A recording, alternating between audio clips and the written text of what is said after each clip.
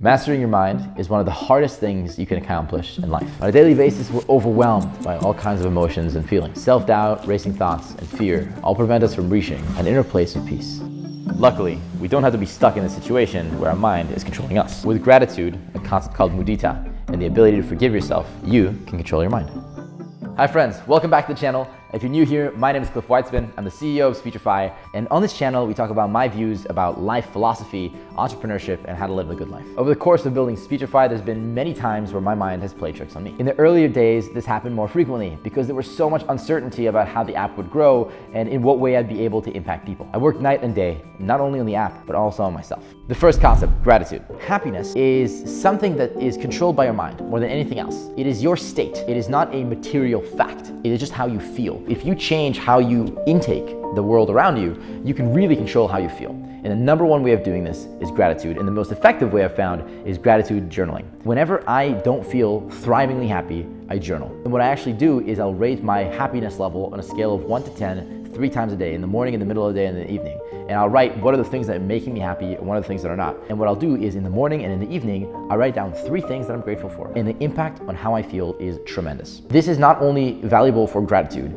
it's also valuable for affirmations. You know, I took 3 computer science classes when I was in college, but one of them is a class called software engineering. And it was the most difficult and intense computer science class at Brown. I was out of my depth. I was with a bunch of people who were majoring in computer science, and I was failing the assignments. Because I have dyslexia, it's very difficult for me to code because Speechify doesn't work for code as well, and I would misspell variables so the programs would break. Every morning, I would write down, I'm good at computer science, I'm good at computer science, I'm good at computer science. And every night before I would go to sleep, I would write, I'm good at computer science, I'm good at computer science, I'm good at computer science. And this class is a class that is infamous because a lot of people drop it. They leave the class. I didn't. Partly it's because I managed my mind. I kept telling myself that I was good at things. And so this positive self-talk is really, really important. And that introduces us to our next concept, which is having the ability to forgive yourself. I often set very big, hairy, audacious goals, and I go after them like a shark smelling blood. Ooh, that's good. Nothing will stand in my way. I'm a bulldozer. But when I don't hit them, which often happens because they're really big goals, I forgive myself. I do not do negative self-talk in my brain about myself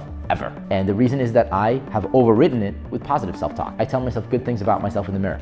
I tell myself good things about myself because I tell other people good things about them all the time. I'm just so practiced at being positive and finding the best in things because I do it when I talk to other people about them that my brain now knows to do that about me. I had a huge goal around where I wanted to be in life by the time I was 22, and I didn't hit it. And so I reset it to 23, and I didn't hit it. And I reset it to 24, and I didn't hit it.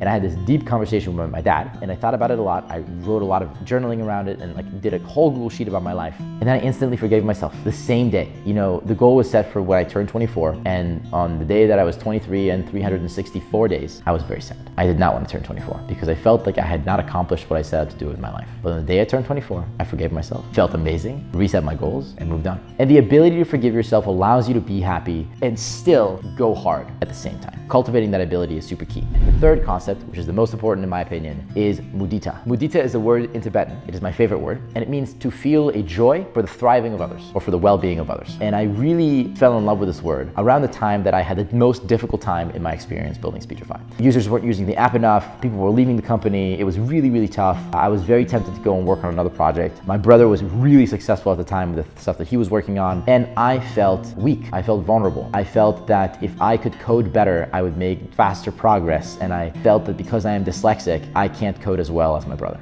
My brother is also my best friend. His name is Tyler. And I felt jealous of Tyler. And that to me was a very, very challenging feeling because I typically don't feel jealous of people. And I consider myself to be the happiest person that I've ever met. But I was not happy that I was feeling this way. I didn't know what to do about it. And I was like, you know, above everything else, I love Tyler. I love him with all my heart. And seeing him succeed and thrive and be happy is the best thing ever for me. The value I get from that is so much more than, you know, the challenge I get from comparing myself to him when he is more successful than I am. Eventually, I just internalized this feeling and I stopped feeling jealous because whenever that feeling would come, I would just focus on how amazing Tyler is and how that must feel for him. And at the end of the day, it's not a race. We are all in this together, especially you and the people that you love. Having this ability to feel Mudita for others, and it's not just for your brother, it's for your friend, it's for a stranger across the street. It really improves how you feel about the world.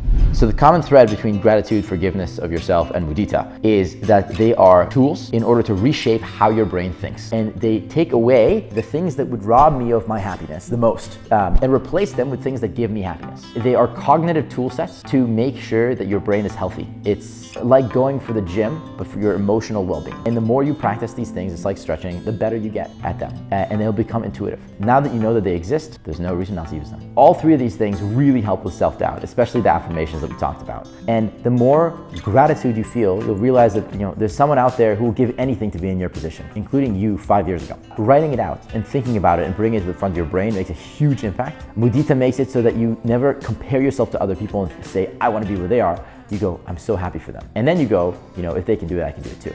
You're not a criminal for not doing the things that you wanted. It's okay. If you didn't set big, hairy, audacious goals, what's the point of life anyway? So set big goals, and when you don't get them, forgive yourself and move on. So in conclusion, 3 of the best cognitive toolkits that you can use, I'll even say 4, to mastering your brain are a feeling of mudita for others. When you see someone else thrive, don't feel jealous. 2, if you set big, hairy, audacious goals and you don't hit them, forgive yourself. Work up until the end, but when the goal passed, forgive yourself and then move on, reset the goal. Feel gratitude. Write 3 things in the morning that you're grateful for, 3 things in the evening that you're grateful for, and center yourself on the fact that there are so many people out there who'd give anything to be in your position. And 4, give yourself affirmations. Whenever you're tempted to do negative self-talk, don't. Instead, write down the things that you want to be. I'm good at computer science, I'm good at computer science, I'm good at computer science. And the way to train that muscle is actually to give a lot of positive self-talk to other people, and your brain will learn to always lean into the positive self-talk, and you'll start to do it for yourself. Once you master your mind, I'm sure you'll notice that everything around you seems to change. Your relationships with friends and family becomes less hostile, your work becomes more manageable, and you care more about your own well-being. If you found this helpful, be sure to share this with a friend and someone who you know who wants to master their mind. Don't forget to smash the like button below so the YouTube algorithm knows to recommend this video to other people like you.